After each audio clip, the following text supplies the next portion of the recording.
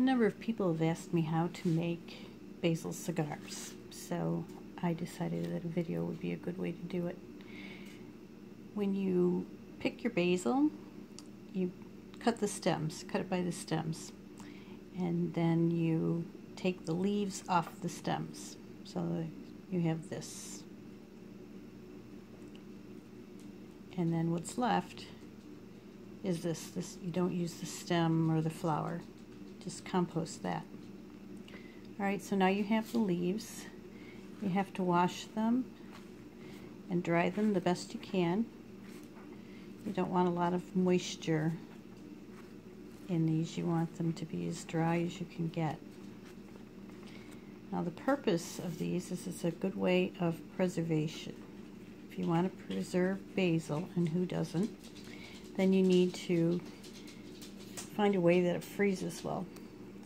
It's easy for basil to go brown and mushy in the freezer, so I have found that other than pesto, that these cigars do really well.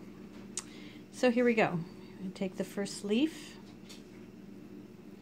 and I fold it, and then I roll it as tightly as I can.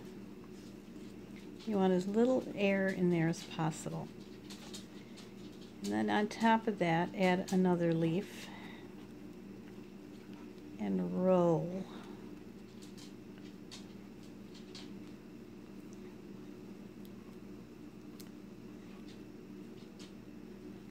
And continue with another leaf, rolling as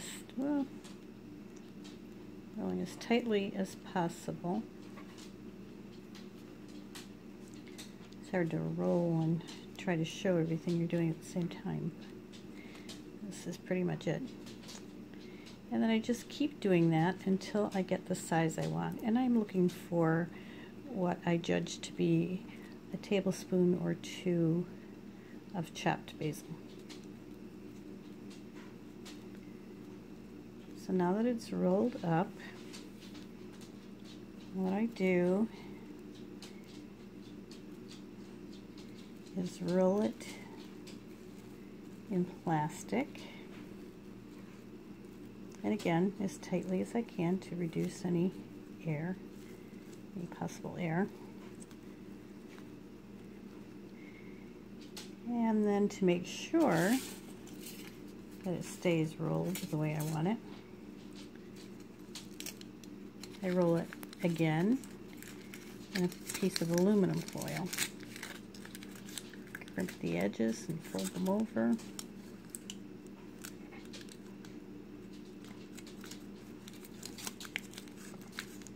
And roll it. There we go. We've got a basil cigar.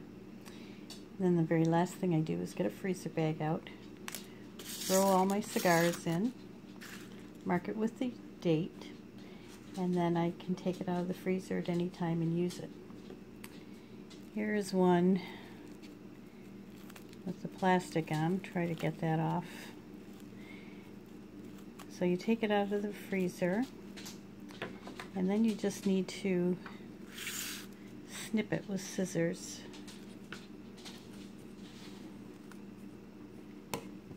And there you go. Got these little basil snips.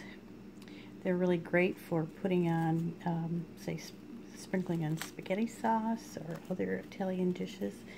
I like it for the end of the cook. You put it on near the end of your cooking. You don't want to start your cooking with basil, because all the volatile oils will cook off and you're left with just a couple of the constituents, and it tastes sort of licorice-like, and it doesn't give the full-bodied flavor of basil that we all love. So add it near the end of the cook, just enough to heat through a bit. And that's it.